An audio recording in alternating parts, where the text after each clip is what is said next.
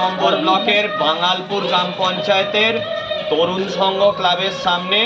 তো এখানে এই ঘুড়ির যে নাইলন মাঞ্জা, এই নাইলন মাঞ্জায় একটি শামুকখোল পাখি বা এশিয়ান ওপেন বিল স্টর্ক, এই পাখি কিন্তু ইনজিওর্ড হয়, দেখছেন ডানাটায় পুরো রক্ত।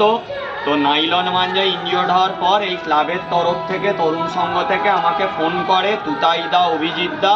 তো এইখানকার বাচ্চারা এই পাখিটিকে উদ্ধার করে নিয়ে আসে। তো আমিও সুমন্ত এসেছি এবং আমাদের বন দপ্তরের স্টাফেরাও এসেছে। তো এই পাখিটাকে গড়চমুখ প্রাণী চিকিৎসা কেন্দ্রে চিকিৎসার জন্য নিয়ে যাওয়া হচ্ছে। তো আমি প্রথমেই বলবো যে এই নাইলন মাঞ্জায় যাতে ঘুড়ি কেউ না ওড়ায়, কারণ নাইলন মাঞ্জায় শুধু পাখি ইনজিওর্ড হয় না, বহু মানুষেরও কিন্তু সমস্যা হয়। নাইলন মাঞ্জায় কেটে মানুষের মৃত্যুও হয়। তাই নাইলন মাঞ্জায় দয়া করে ঘুড়ি কেউ ওড়াবেন না। তো এই পাখিটা আমরা নিয়ে যাচ্ছি, এর চিকিৎসা হলে পুনরায় একে আবার জঙ্গলে ছেড়ে দেওয়া হবে।